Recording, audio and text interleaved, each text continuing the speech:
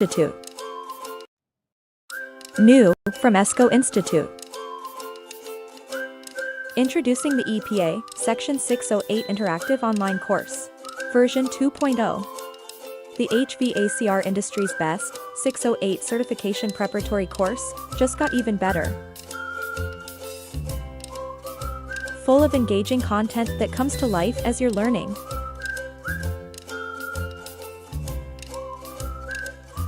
The program includes built-in flashcards so you can review important terms and definitions. There are helpful resources like the pressure temperature chart and a PDF version of the manual to help you study. You'll be able to check your knowledge with interactive exercises. Ready to get started? You'll find the ESCO EPA Section 608 interactive course on the HVACR Learning Network, the industry's leading source of online and digital content. Visit hvacr.elearn.network today. Hello, everyone. Thank you so much for joining us on Did You Know, the ESCO HVAC show. We are so grateful that everyone is taking their time to hang out with us. We have a big crowd already. Scott, thank you so much for joining us. This will be some very important information. Kendrick, bro, we got to check in on you. Let us know in the chat how things are going. We've seen photos of your training center destroyed by the weather, and man, our hearts are out for you. Jason is one of the few homes in his entire area that has power right now. Internet is down. He's joining us from a satellite connection, so we're thankful that Jason is spending time with us. We're both running on fumes. It's been an insane couple of weeks. Most of the team was up at Ann Arbor, Michigan for the UA International Training Program and apprentice competition. It was, it was awesome. It was a very long day. Let us know, everyone, where you're joining from. Like, we are here for you. There's a lot of things happening in the industry. The 608 is the big one right now. Osvaldo join us from Belize again. Man, someday we're gonna have to do the show live from Belize. I'm ready for that. That would be cool. Wouldn't it? Like, I'm all over that one. We've got Professor Silberstein in Florida. Like, we've got 119 people minimum on here. That's just the ones that some of the social media avenues are reporting. And we're just super excited to have you all here. Like, everyone just popping up from different states and cities. And we're glad that you're joining us. We're here every week bringing you what's current in the industry, bringing you some of the top educators. This is an important topic that has just sprung up, and we want to make sure that everyone is prepared for this as we move into the next generation of EPA 608 testing. It's been quite a while since we had a makeover, Jason. Don't you agree? It has been, yes. And they are few and far between, actually. So we're fortunate to be able to get this, yes. We just got shot down. Howard's going to take this trip. What happened? We get so many popping in here, I can't even keep up with them. I think I'm going to end up going to the first slide, and we're going to start this off. And Jason is going to set the background. Disclaimer there about what you're asking. Big disclaimer. We have a lot of educators that are going to be hanging out with us today. Like, we're up already over 132. Thank you all for spending time with us. Big disclaimer. Remember, the EPA 608 is a proctored exam. As proctors, we have vowed not to discuss the content. We keep it locked away. We are not going to be discussing individual test questions here, and we ask that you do not as well. A very good chance we'll have representatives from the EPA here. So if there are questions Jason and I cannot answer, we may have assistance in the chat. We'll see how that goes. So as we move forward, we want to make sure that any questions that come through are pertinent to the test procedures overall, the types of content that is going to be potentially coming into the mix, the types of content that will potentially or likely be going away. And we want to make sure you're all prepared for this transition because it is happening quick. And before we do that, I want to give a very special shout out to our newest sponsor of the show, RetroTech. We have a complete blower door duct blaster, the entire RetroTech testing equipment. We're actually going to be doing some pressurization of the mobile studio so we can start looking at building performance. And we're grateful that they're coming on to assist us all to become better educators. All right. What do you think? This is a huge crowd. Holy I know, cow. this is wonderful.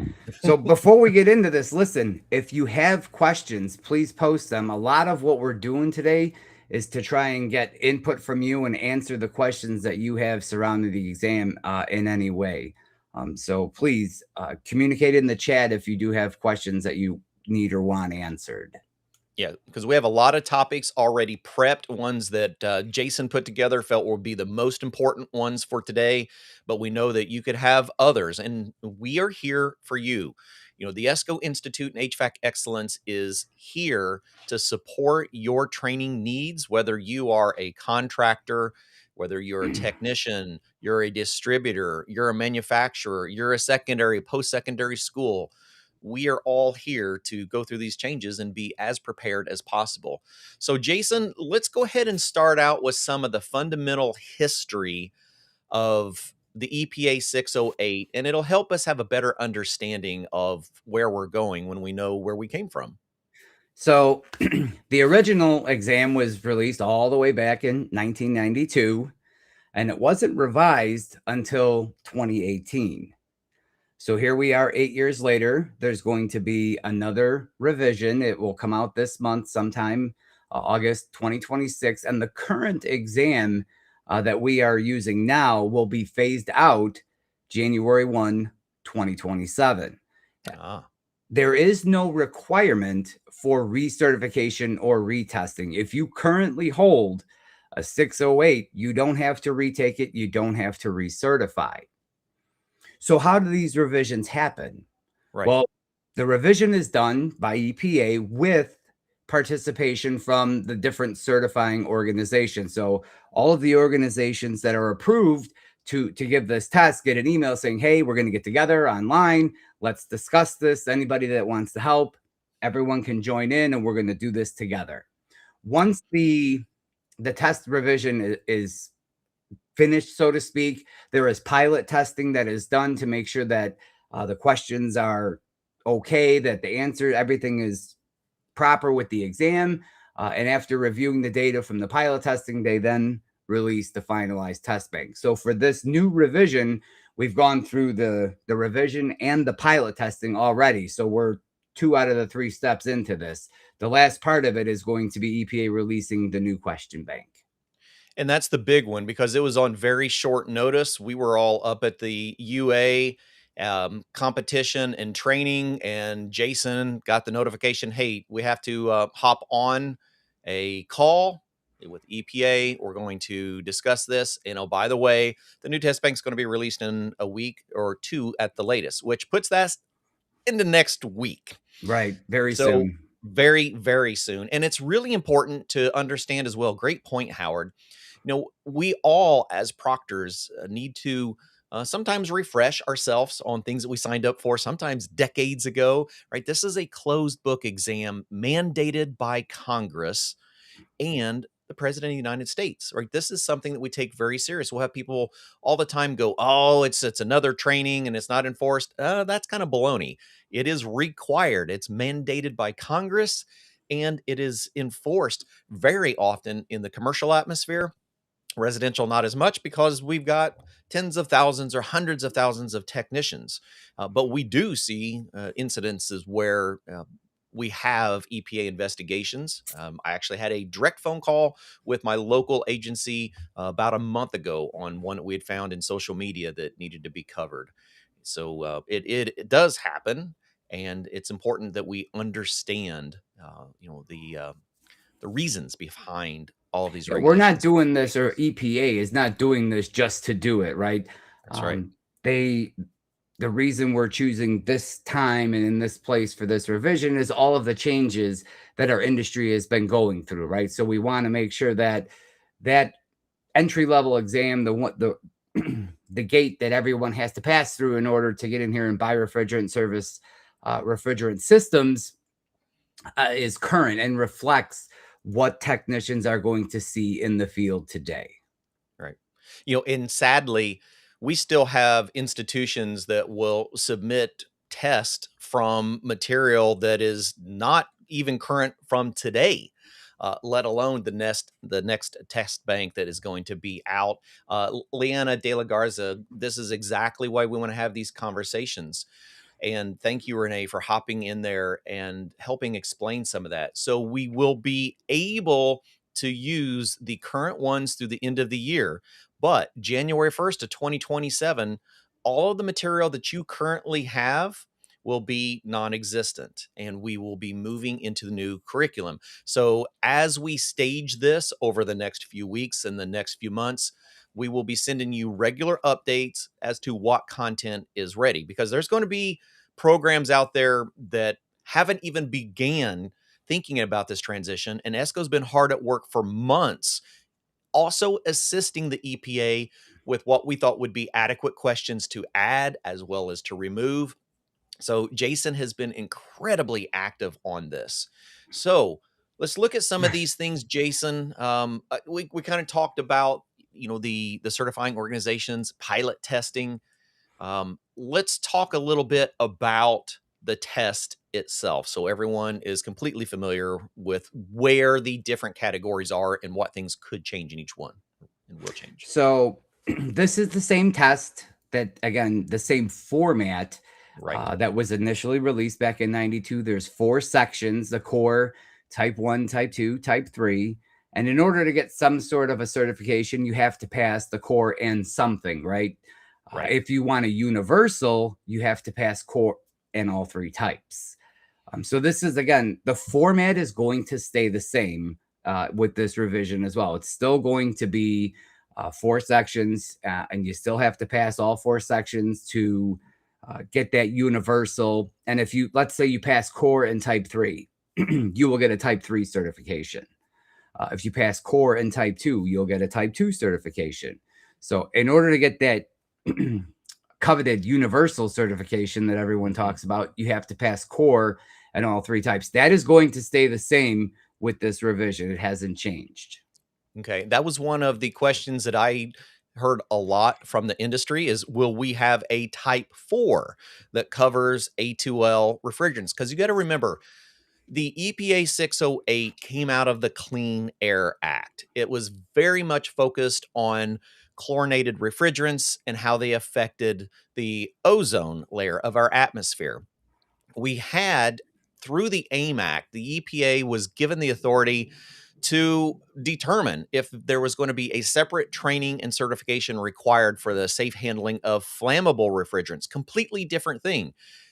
When we talk about the Clean Air Act, we're talking about ozone and atmosphere. We talk about the AIM Act, it is now the safe handling of flammable refrigerants. HFCs Now, and HFOs, correct. exactly, a little different scenario. So we're not going to see a type 4, and we have yet to see a requirement out of the AIM Act. Is that correct, Jason? Right. At this time, there's no federal requirement for testing and certification of flammables or HFC, HFOs, Mhm. but we're starting to see at the state level or the supply house level, or even equipment manufacturers starting to require some sort of a knowledge-based certification in those areas, absent any federal requirements for certification. But the EPA does have the right, written in the AIM Act, to require additional testing should they choose to implement that.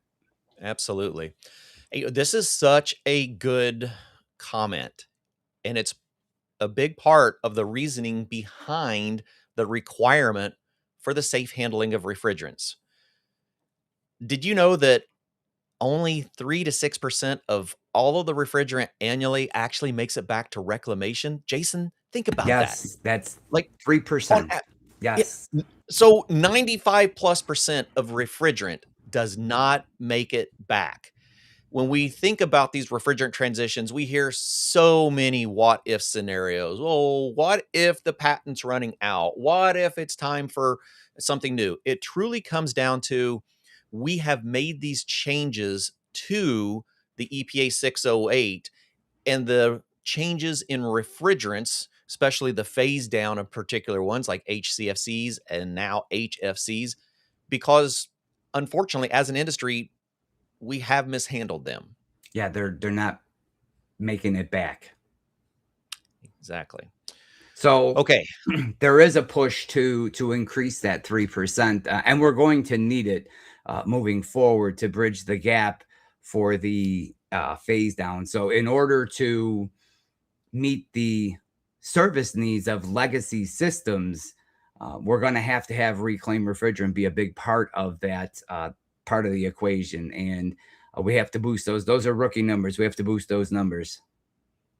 Exactly. I've seen some very interesting comments. We could have an entire show on this. I was talking to an instructor this week. We had the conversation of, you don't have to look at the entire change in our atmosphere just because of hydrocarbon releases through fuels or through refrigerants, whatever it is. If you can think about the earth as a big bottle, and as HVACR professionals, we understand temperature pressure relationship. And there are changes with pressure that are causing changes in temperature. And I hope that all starts to make sense. There are a lot of ways we can look at these transitions, but it very much comes down to, we have to be better stewards of the refrigerants that we have created as a civilization. All right, so let's get into the test a little bit more. Okay, this is the fun stuff, right? Okay. So the EPA releases to all of the testing organizations. By the way, for that question, there is a slide for that about, yes, we will have new training material. We have you covered. We got you covered. Yep. So they release a test bank that has to be used by all of the certifying organizations. It's about 400 questions, give or take. Again, this question bank is federally protected. It can't be published or released under any circumstances. And we do have a slide for that later on security. Yes. So as a certifying organization, when we get this test bank, we are required to make 10 different versions of the exam so that the two people sitting next to each other aren't taking the same exam, right? Sure. We have to, so as ESCO, we get the bank, we make 10 different versions of the exam, either on paper or online, and we're ready to roll. We should have these revised test banks by, again, sometime this month, August 2026. But this is how it kind of goes down. So there's a whole lot of questions, a whole lot, like 400, right? And then once we get this, and they're separated, core, type 1, type 2, type 3. And we have to pull from each of those questions to make the 100 question exam, 25 questions per type. And then we make another one, and we have to do that 10 times so that we have 10 different exams. That's written in the regulations, right? That we have to have 10 different versions of the test. Yeah. And, with those revisions and different versions, Robert Lopez. Robert, how are you? Had a great question. So if a technician already has, say, like a type 2, they're residential, they've never focused on their universal, they have a current type 2, and they don't get their testing done by the end of the year, when the new test comes out, will they be able to go back like they currently can and take those sections to be able to acquire that universal?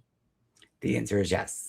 Awesome. So if you currently say hold a type 2 and then March of next year you decide, listen, I want to get universal, you can definitely go on and take the types that you need and get your universal.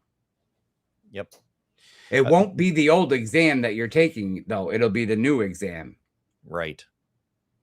And so that's such a great point, Renee. If you have a student, if you have a technician that has not currently acquired it, it could be worth taking the test now to get to the universal. But at the same time, it might be a better option as an instructor, as a business owner, as someone who is educating the next generation of technicians, to have them take the next version, because there's going to be content that will be more relevant with today's industry than it was in generation.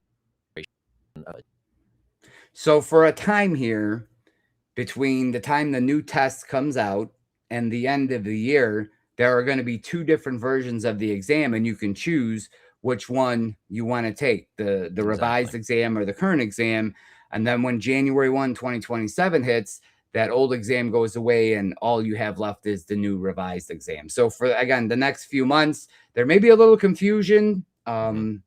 If you do have any questions, again, reach out to whatever certifying organization that you're testing through to get clarity, because if you're using study material, you want to make sure you're taking the exam that actually matches that study material. You can reach out to ESCO. We'll let you know. We'll walk you through it. The number's there on the screen, 800-726-9696. But once January 1st, 2027 comes, it will just be one exam. It'll be the revised exam moving forward. Absolutely.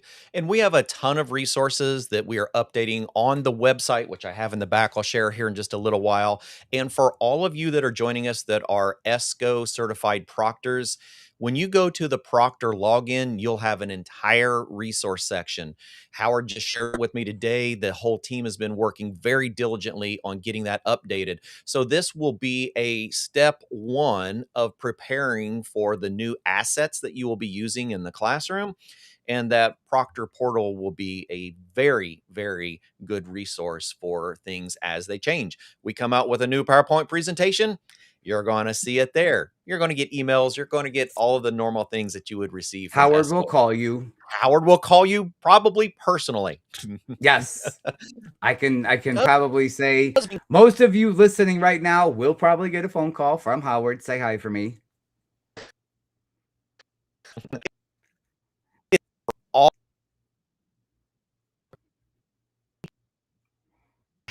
most current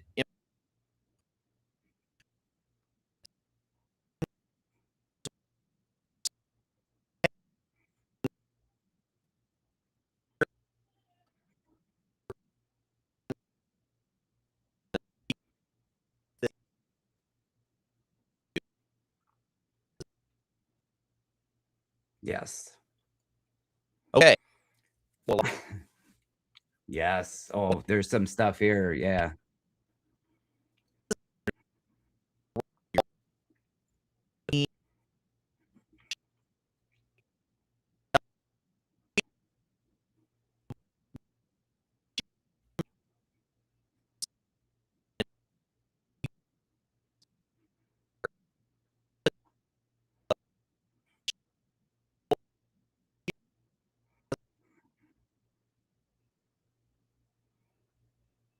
Right.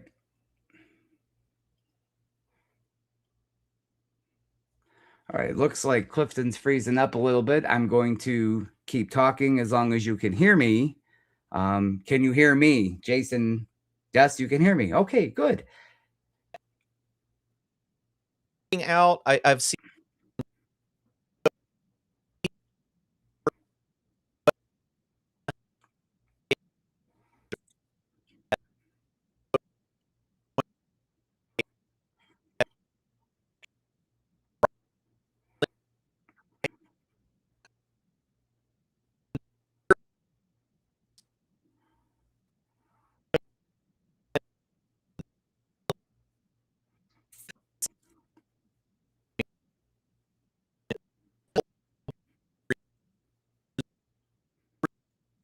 well any of them through very well, or if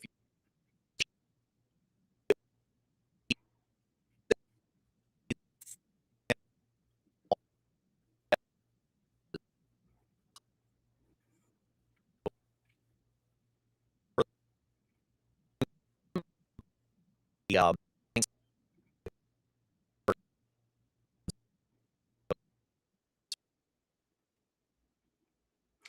All right. So this slide, this is some of the things on here Clifton had covered earlier. We're going to dive into this a little bit.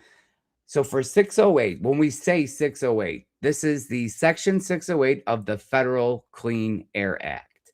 And Section 608 specifically regulates ozone depleting CFCs, HCFCs, and their substitutes, okay, which is a gray area. And the content that's on this particular exam, for those of you that have taken it, yes, it covers environmental regulations, refrigerant usage, and then general HVACR system installation, service, knowledge, that sort of thing.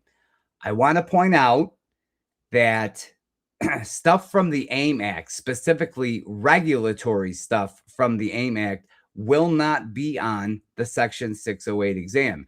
This is a separate piece of legislation. This is the AIM Act, and 608 is based on the Clean Air Act. So, for example, if you, again, studying and taking your 608 exam, you learn the leak rates, right? The 30, 20, 10%, starting at 50 pounds. Those leak rates only apply to CFCs and HCFCs. All right. There are leak rates that apply to HFCs, but those are under the AIM Act. So that information, the specific regulatory requirements and things that are required under the AIM Act will not be on the Section 608 exam. Now, we're going to have some general A2L knowledge questions, those sorts of things, A3 knowledge questions, again, general knowledge, but not tied to the specific regulatory things that we see in the AIM Act. These are two different pieces of legislation. So when you see the leak rates and things like that, those on 608, those are specific to Section 608 and CFCs and HCFCs. ESCO does have an A2L exam. I will tell you that on our website, in a couple of different places, we do have a free download. It's a PDF that has all of the leak repair requirements, all the inspection requirements and things. It's a free download. It's a PDF. Most of it comes from EPA. And you can go onto our website and download that to utilize in class or to utilize for yourself. But there are leak rates specific for HFCs. And I can tell you, while the percentages are the same, the weight is different. If you were studying for the 608, you know that the leak rates start with systems that are 50 pounds and over. When we get into the AIM Act and the HFC refrigerants, it starts at 15 pounds. In both instances, though, we know that residential, light commercial air conditioning was exempt from those leak rates. So again, two separate pieces of legislation, two different exams. So you won't see the things specific from the AIM Act on the 608 exam. The 608 is from the regs under Section 608 of the Clean Air Act. And again, these are the topics that are generally covered.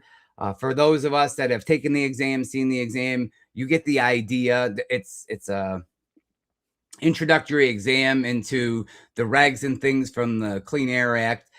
It doesn't tell you how do you calculate superheat or subcooling. This is not a real nuts and bolts type HVAC exam. It's more of a regulatory, environmental, very high level overview exam. It's not, a lot of folks think, okay, I have the 608 certification. I'm a technician now. This test does not certify you as a technician. All right. It certifies that you understand the rules and regs regarding use of the refrigerant specifically. Clifton, are you with us? I can't hear you. I'm going to move forward a little bit here. We don't hear Clifton just yet. I'm going to keep going, though. We're going to keep powering through this. If you have any questions, please throw them in the chat so that we can address them today here live on the show. There's a lot of folks that are on here. So far, we've gotten tons of good questions. Keep them rolling. But moving forward, we have what's called contained in Section 608 is something called the RMP.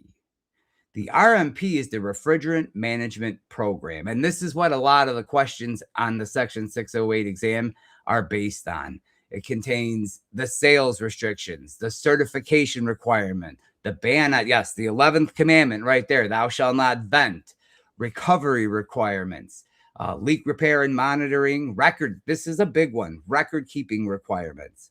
A lot of folks don't realize that as a technician or a contractor, you need to be keeping these refrigerant logs for 3 years.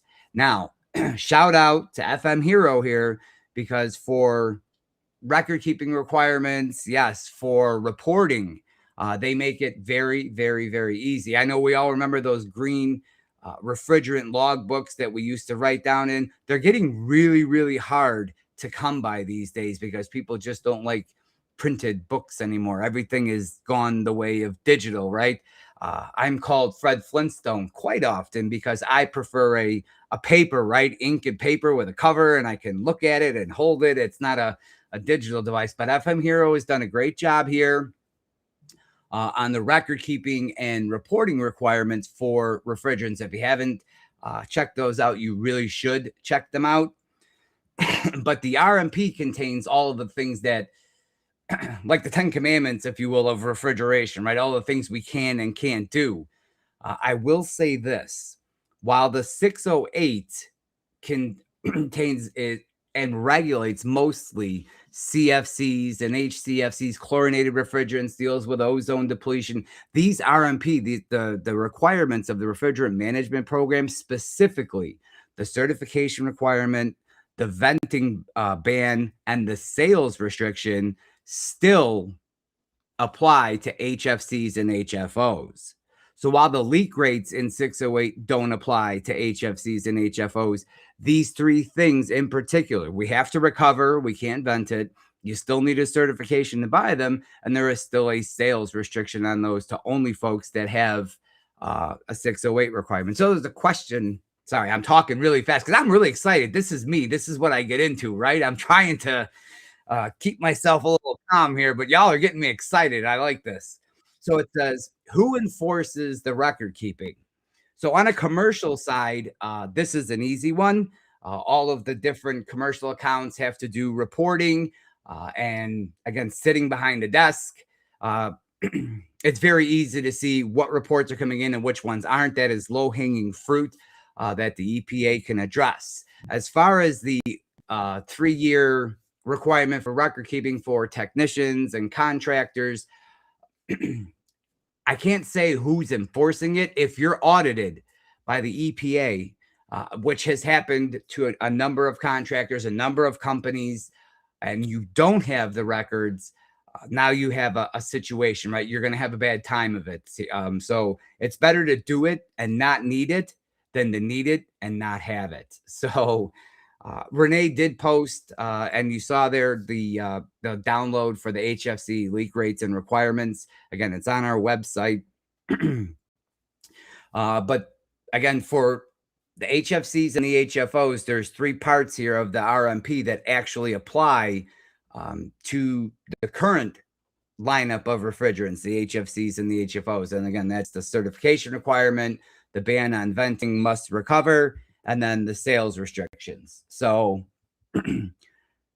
this still is going to stay around for quite some time because it does apply to the modern refrigerants. There is on this this next slide here, this is a visual sort of representation of what's covered under the RMP. Again, you'll see this. We'll have this video up in a few days to a week after this, and you can get in on this and see. But it's everything that I just told you in a picture, right? We have to have certification. You have to recover. It covers leaks, sales restrictions, record keeping, safe disposal, right? What happens if we have to dispose of a system or a cylinder? Reclamation, service practices, best practices for evacuation, recovery, those sorts of things. So that, again, this is called the R, and a lot of our questions that we're going to see on the exam deal with this specifically. A lot of the things that come from those topics right there. There was a question that there's a lot of questions coming in. It sounds like it's coming from the mic behind you instead of the one in front of you, like a room area mic rather than the mic that's directly in front of you. There you go. Now we can hear Clifton. Say hi to everybody. Welcome back.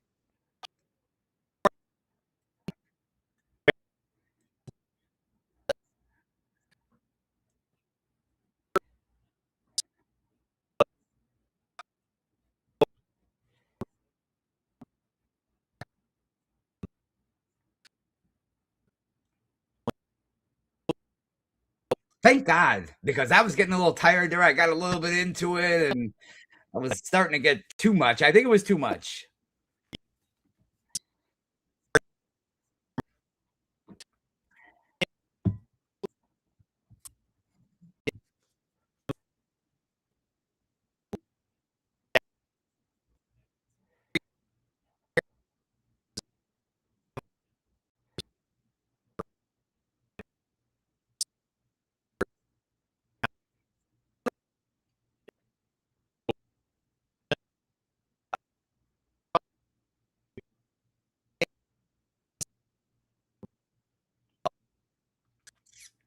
So they're saying they can't hear you. I can. They're saying that they can out there. Our audience is saying I can't hear Clifton. You're not cutting out to me. You sound okay to me.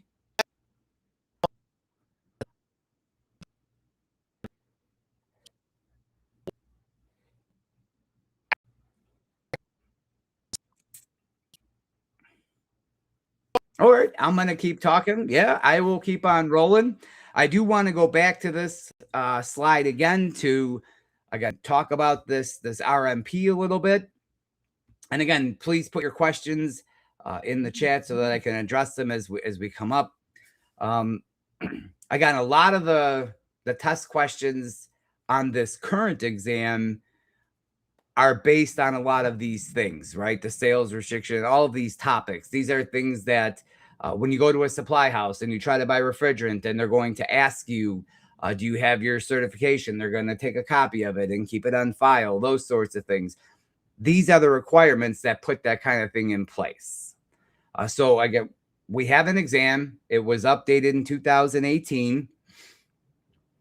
Can y'all hear me? Are we good on hearing my microphone? Just make sure before I really get into this that everybody is hearing me. Yeah. Let's do a mic check since we're both joining in with with different connection points. All right. Can you hear Jason? I'm going to keep talking because I'm excited now and you're not stopping. Yeah. No, I'm wound up too. This will be all recorded. Okay. So again, the test it does cover a lot of these things. And when we get to the revision of the exam and what does it cover and what's on there and those sorts of things, again, if you're here to get test questions, I think you came to the wrong place. We're not going to be discussing actual test questions. We're going to discuss areas of interest, topics, those sorts of things. So again, moving forward, a lot of these topics that you see here are going to be fodder for questions on the exam, right? This is where we're going to pull a lot of these questions from this RMP. And again, this is the wheel, so to speak, from 608. Clifton, I believe they're hearing you now. Yeah, both of us, I think, are coming in good and clear, Jason. Nice.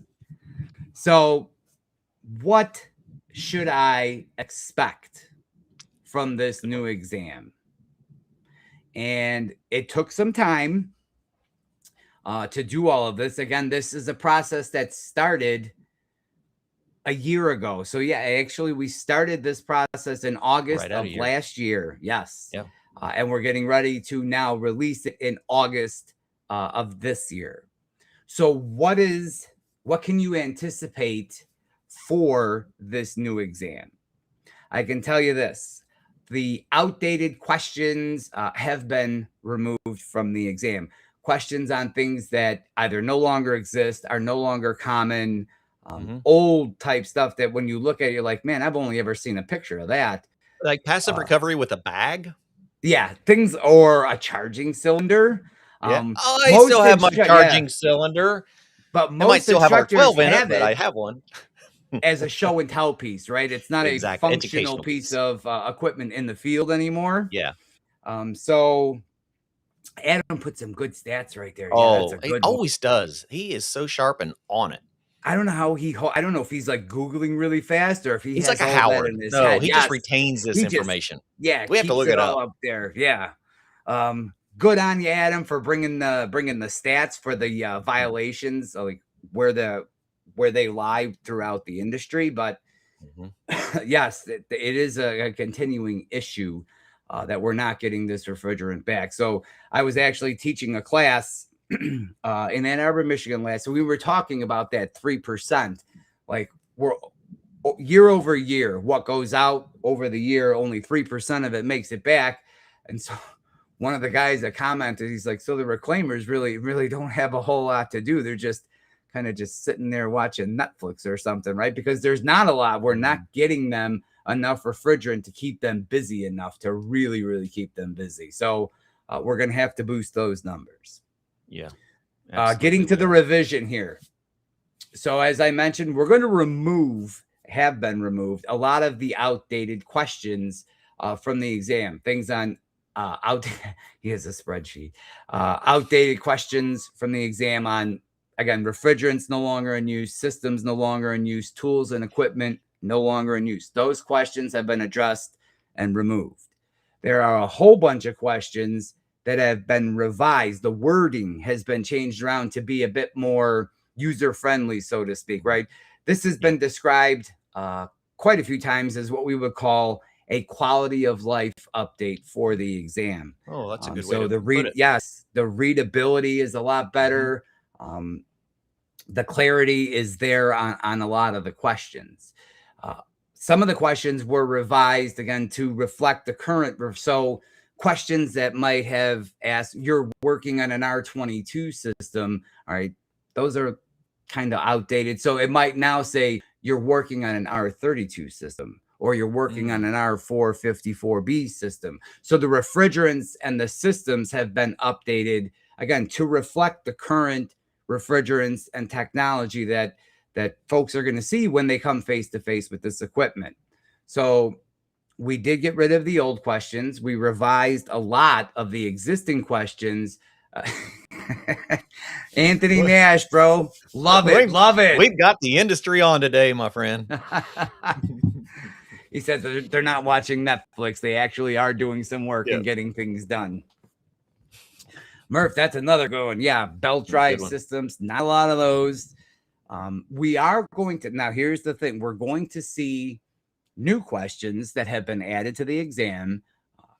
They are general knowledge questions on A2L refrigerants, A3 refrigerants, but they are not specific things covered, again, under the AIM Act. These are just general knowledge questions. Because remember, the RMP still applies to these refrigerants. So you bet. Under Section 608. So we're going to see some general knowledge questions on modern refrigerants, A2Ls like 32, 454B, 1234YF. There's even some questions on the A3 refrigerants and how they're exempt from recovery, right? ESCO does have an A3 refrigerant course that covers a lot of the things that you would need to know about these hydrocarbon refrigerants.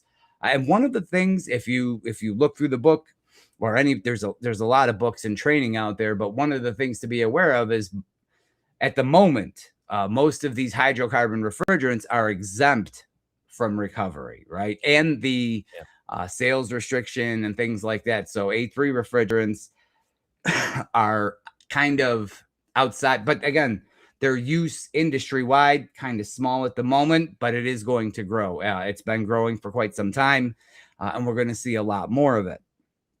You know, the Jason, other thing a really good question came in from Patrick Stark, which aligns perfectly with new questions covering A2L and A3 refrigerant general knowledge. You know, when we discussed the chlorinated refrigerants like our CFCs and HCFCs, you know, we started phasing those out because of, in particularly, the chlorine and the effect in the atmosphere. But he was asking, so why can't we vent HFCs and HFOs? Well, now we're focusing on a slightly different aspect of the refrigerants and how they affect the atmosphere. Whereas our CFCs and HCFCs, we primarily were discussing the chlorine effect to ozone, things like the ozone hole, where we were talking a lot about it in the 1990s, early 2000s. We'd made that transition into global warming because of the fluorine gases that are in these refrigerants. So our HFCs are hydrofluorocarbons, and our HFOs are actually hydrofluorocarbons that have open bonds atoms. So we are still talking about gases that have a significant global warming potential. Even when we get into our hydrocarbons, those highly flammable, they all still have effects. They all have some global warming potential to them. So that's why it's important that we have this general knowledge and general use of these refrigerants, because it all comes back to what are they doing when they escape. So there is some, so the ozone depletion potential, right, was being addressed through the CFCs and the HCFCs.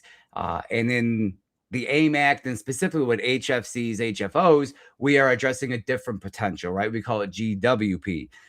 Anything that we dump in mass into our atmosphere and stratosphere are going to have effects. All right. There's no getting around the fact that if you keep dumping stuff into the air, something is definitely going to happen to the air, right? Even if you don't want to believe in global warming and all that, it's still a pretty large source of pollution and contamination to the air that we all have to breathe. That's one. Two, we want to try and reuse these refrigerants. We want to try and recover them, get them back to the reclaimer, and put them back on the market. That makes availability a lot higher and keeps the price lower. The more, especially with the older refrigerants, the more that we lose, we have permanently lost those from the supply chain, like your CFCs and your HCFCs, and now even your HFCs, because of the phase down. The more of that we lose to the atmosphere, the more we lose in our overall supply chain of refrigerants. So when we're going to go to buy refrigerants to service these legacy systems or even some of these newer systems, the more that we lose to the atmosphere, the less likely it is to find the cylinder that you need at the supply house. So we have to be good stewards of the refrigerant that we have and the environment that we have to ensure that we have what we need tomorrow, next year, and the year after. So we have to be good stewards of this and make sure that we're doing what we're supposed to be doing to ensure, again, good supplies for legacy equipment, servicing legacy equipment. So that was a good question that came in. Yeah. And as far as the hydrocarbons go, yes, at the moment, very small percentage of the industry at the moment, very low GWP of only 3. And at the moment, they are vented to the atmosphere rather than recovered. But I can envision a time in the future where we're recovering those and reclaiming them and putting them back on the market as well. I agree. A great comment came in from this, and we're so glad that you're joining us. This is part of the reason we have these conversations. We're not here to voice our personal opinions. We're here to inform and to provoke thought and conversation on the industry that we work for. There is a lot of conversation we can have off of this one single comment because it's so misunderstood in our industry. If you think back when refrigerants were introduced into sealed systems, they were never designed to be released. They were never studied on what would happen when 96% of it was released to the atmosphere. We're just now starting to see and measure the consequences of those effects.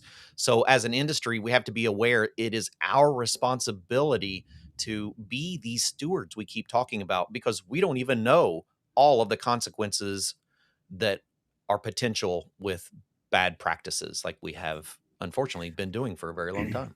I use an example. A lot of folks are saying, well, why can't I do this now? We don't know 20 years from now what the effects may be of dumping all of this into the air that we're breathing. So years ago, when you went to the dentist, and I'm talking years and years ago, they would give you a filling in your tooth, and that filling would be made of mercury. Mercury was a very soft, very pliable material. They could mold it and fit it into your tooth. It was great until we learned years later that, hey, it's probably not a good idea to put mercury in your mouth. We know now that it's like toxic and stuff, right? But at the time, it was a good idea, right? It fit a need, and we thought, wait, so we learned from that experience and we've moved forward, right? Same thing here. No one's here to say like these are the the end all be all solutions, and that 20 years from now, we'll be at where we are now. We're going to learn from things, and we're going to continue to move forward, and it may require changes to the industry again. It's something that we need to be, because we're always learning. Our instrumentation is getting better. Our tools are getting better. All of the data that we have access to today, it's incredible. So it allows us to make quicker decisions and allows us to make changes to whatever requires it moving forward. Yeah, indeed. Man, oh man, Jason, I'm so glad that you have been on top of this, because I try to pay as much attention and listen to our industry partners as much as I can. But you have just done an exceptional job of staying ahead of this curve. I appreciate that. Thank you. All right. So let's go over. We've had some questions about the revised study materials, like the manual, like the PowerPoint, like the interactive e-learning course.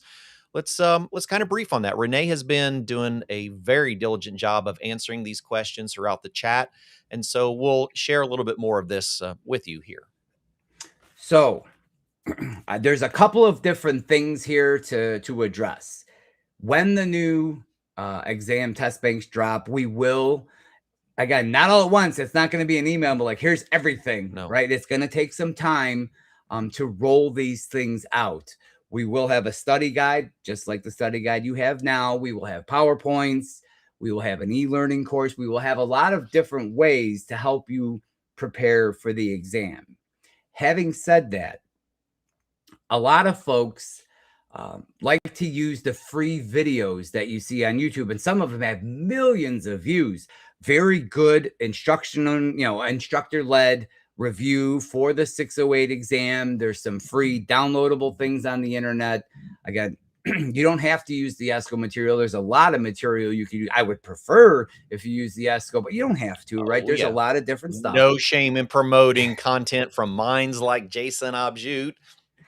So the reason I bring this up is if you pull up a video to show to your class or to review for the test, when was that video created? When was it posted?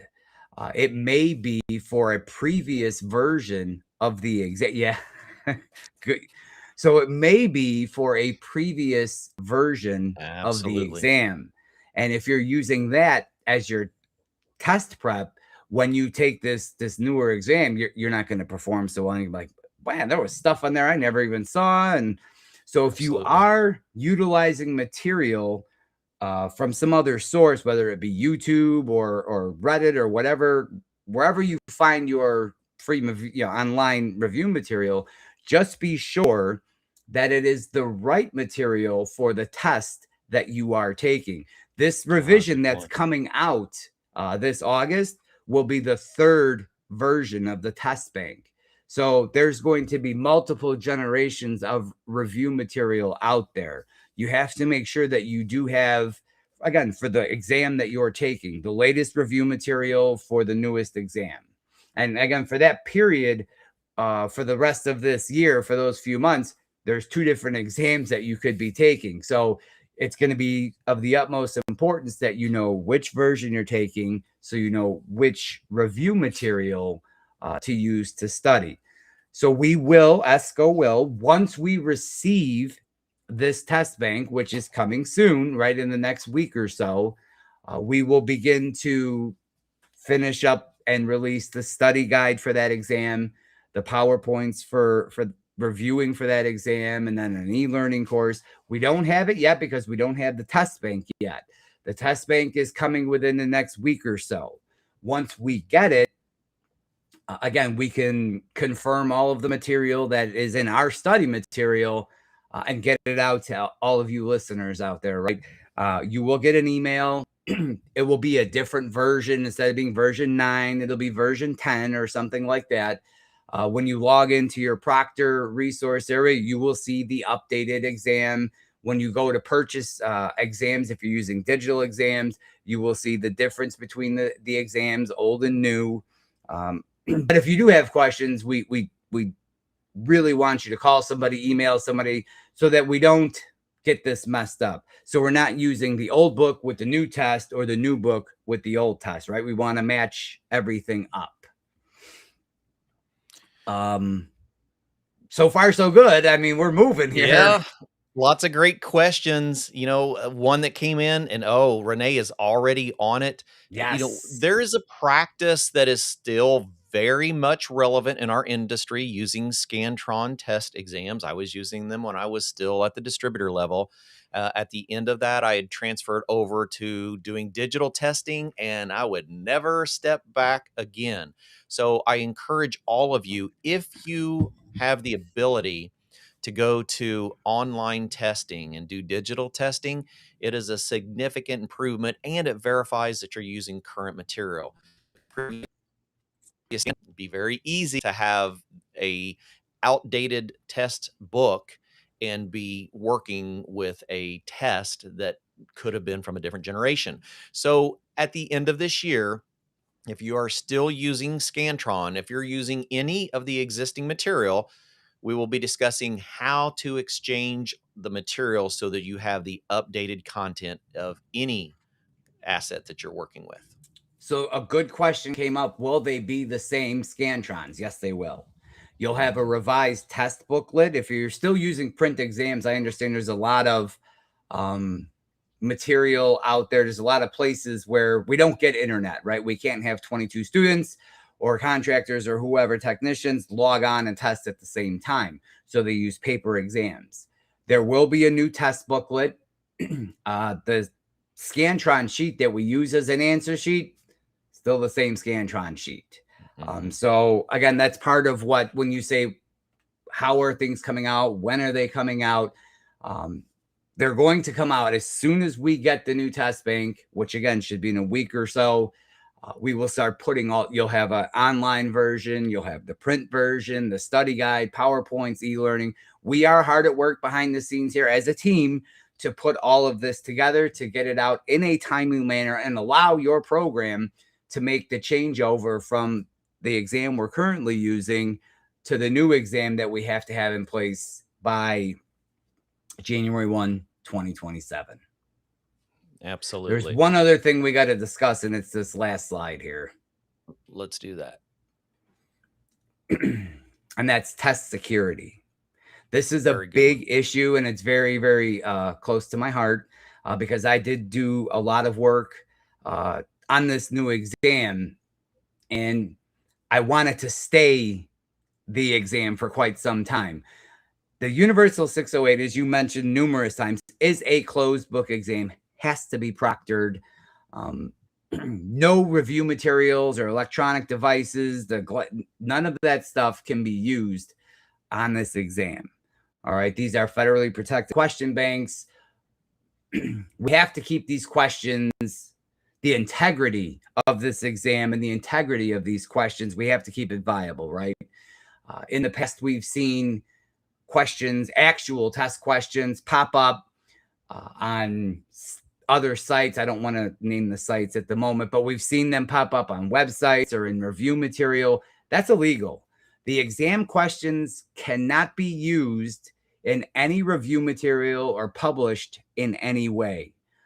We can't have questions posted to other websites or uploaded to AI. That is a big thing. We're not allowed to take this question bank, put it in AI, and then tell AI, hey, listen, make me a study guide based on these questions. We can't do that. That's against the regs. Paper exams, under lock and key, only the approved proctor having access. We want to keep the integrity of this exam tight and in place so that we don't have to revise it again in a year or two because the questions are compromised because they're all over the internet, right? We have to make sure that we keep these under lock and key. This is a closed book exam that is proctored. I will say this too, on the security side of things. The EPA does not allow anybody to use their logo. All right. Correct. So if you see the EPA logo on something, chances are it's not a real site or it's not an approved site because all of the certifying organizations know that you're not allowed to use the EPA logo on any of the materials. So that's one of the things to look out for is if you see the actual EPA logo on something that might not be the real deal. Another one, Jason, that I think everyone should be aware of is the scenarios of remote proctoring for test. And we have seen organizations utilize or remote proctoring that doesn't do exactly what it's supposed to. Remember, a remote proctoring service, it is supposed to be dedicated to the person's face, their surroundings for the entire exam. A cell phone is not an acceptable means of proctoring a test in most scenarios, especially with ours. So always like to help people be mindful of their choices when we're looking at services for doing remote proctoring, because there are some out there that are really doing injustice to those that are They're using the questionable, right? Yeah. appropriate third-party proctoring. We do have a remote proctoring option, but it involves a person sitting there watching you. So it's a good option if you don't have a testing center near you or a proctor near you. That third party proctoring that we use it's actually a really good service. Yeah, and a fantastic question, Osvaldo, joining us from Belize. Just keeps rubbing it in here. Just how nice it is. No, absolutely. And we encourage you to, our international audience for this community has grown so significantly. We're at like 146 countries for these shows, 134 for the podcast. And as Renee has stated, we absolutely offer the remote proctoring services. Even if it's not required in your area, it's a fantastic way to examine where you are in the industry, and it can We're help you knowledge based, understand right? Yeah. where your knowledge base is and what you need to learn to go on to those next levels. And I challenge everyone to shoot for that universal, Give even it a if you're in whirl. Yeah. residential. Absolutely. And it's only required to have your type 2. Where are you going to be down the road? Right. Now's a great time to focus on the potential that you could have for your future, especially when this new test bank is ready. Even if you already have an existing EPA 608, it is a fantastic time to go take the test again to see where you are. Because remember, the EPA states very specifically it is the technician's responsibility to understand and to learn about the changes that happen after they've taken their initial test, which means we all really should be taking the test as it's released. So to answer a couple of questions that came up, no social security numbers anywhere on anything. We're not doing that anymore, right? There was a question that came up about Right. providing social security number. No more of that. And then will the new exam cost be higher? At the moment, it is the same price, same exam, same everything you're doing. Nothing has changed on that front. Nope. But There was if a it lot of does good in the future, questions. Yes. we will absolutely, Howard will call you.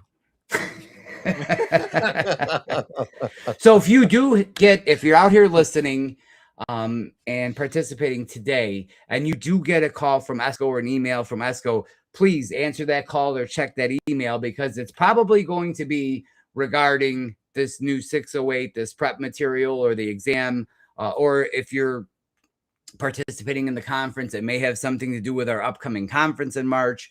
Mhm. It's not a sales call. It's not, again, we're calling to let you know that there's a new exam. Here's what you need to do. Here's how you access the material. And we need to make sure that we have the correct contact information and shipping information for you. He said, Absolutely. challenge accepted. Nice. Challenge accepted.